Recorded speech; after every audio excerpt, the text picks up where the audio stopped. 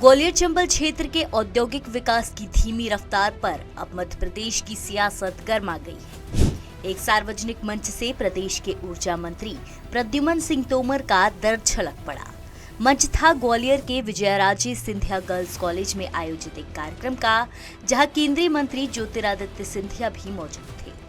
इसी दौरान ऊर्जा मंत्री प्रद्युमन सिंह तोमर ने भावुक होकर ग्वालियर की पिछड़ती स्थिति पर चिंता जाहिर की। डॉक्टर मोहन यादव और देश के यशस्वी प्रधानमंत्री माननीय नरेंद्र मोदी से मिलकर ग्वालियर की चिंता आपको करनी होगी और करनी होगी, क्योंकि हम जानते हैं जो दर्द पीड़ा आपके अंदर हो सकती है, वो दर्द पीड़ा उतनी किसी के लिए आपके परिवार ने इस अंचल को संजोया है।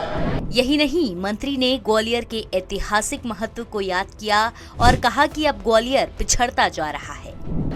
आज हमारा ग्वालियर थोड़ा पीछे जा रहा है, और जब ग्वालियर की उन्नति, हमारे ग्वालियर की उन्नति होगी तो आपकी उन्नति होगी कि नहीं होगी? अगर मेरी बात से सहमत हो तो उठाओ हाथ, नहीं हो तो मत उठाना।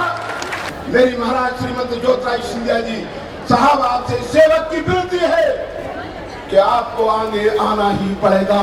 कुछ मजबूरियां हो सकती है, उस सीमा रेखा को आपको ही लांघना पड़ेगा। इस सेवक की इतनी विनती है कि हजारों बच्चियां जो बैठी है, इनका भविष्य आपके ऊपर है।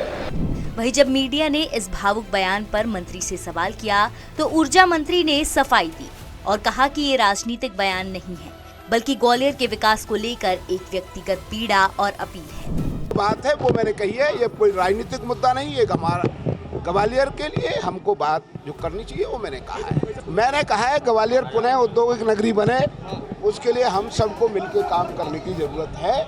और वो महाराज से मैंने कहा है कि देश के यशस्वी प्रधानमंत्री माननीय नरेंद्र मोदी से, माननीय मुख्यमंत्री से मिलकर ग्वालियर में पुनः उद्योग स्थापित कराने की व्यवस्था करें। कुछ बात हो ना हो, ये बात जरूर है कि इस बयान के बाद ग्वालियर से भोपाल तक राजनीतिक गलियारों में हलचल तेज हो गई है।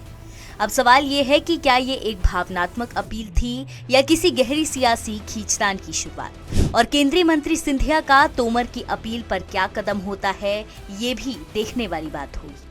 लेटेस्ट, इन्वेस्टिगेटिव और इन डेप्थ खबरें देखने के लिए ज्वाइन कीजिए द सूत्र का व्हाट्सएप चैनल, सब्सक्राइब कीजिए यूट्यूब चैनल, लाइक कीजिए फेसबुक पेज और पढ़ते रहिए वेबसाइट www.dasudr.com।